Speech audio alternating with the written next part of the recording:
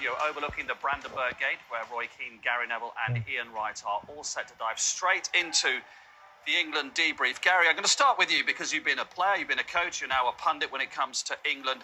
I think the questions being asked from the sofas of England are, why does this keep happening? Why do England keep taking the lead, dropping deep? Why does it seem to be that the sum is so much less than the individual parts? Yeah, it does feel like we've been here before. It's not a time for panic. I don't think Gareth does panic, but it's a time for him to interfere and find solutions and change something, because three things that we've seen in this first two games. We saw the first game, we let them off because they hadn't played together, first game of a tournament, but when you see it a second time, it becomes a pattern, and a pattern needs disrupting if it's a negative pattern.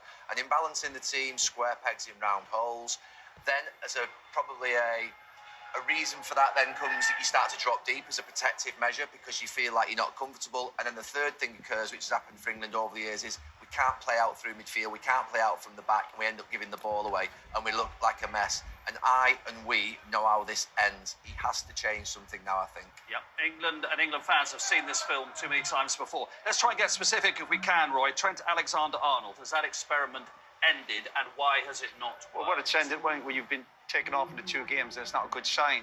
I thought it was always a huge gamble to play a player who doesn't play that week in, week out for his club. I know people say he drifts in there for Liverpool, but that's drifted into a position and starting is completely different. I've played in midfield. It's a tough position.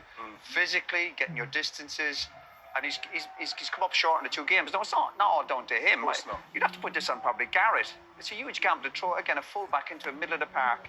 And this was against two teams. This is not against the French or the Spanish, where obviously they've got tougher tests ahead, maybe, or in Germany. This is against two teams where you thought England would be fairly comfortable.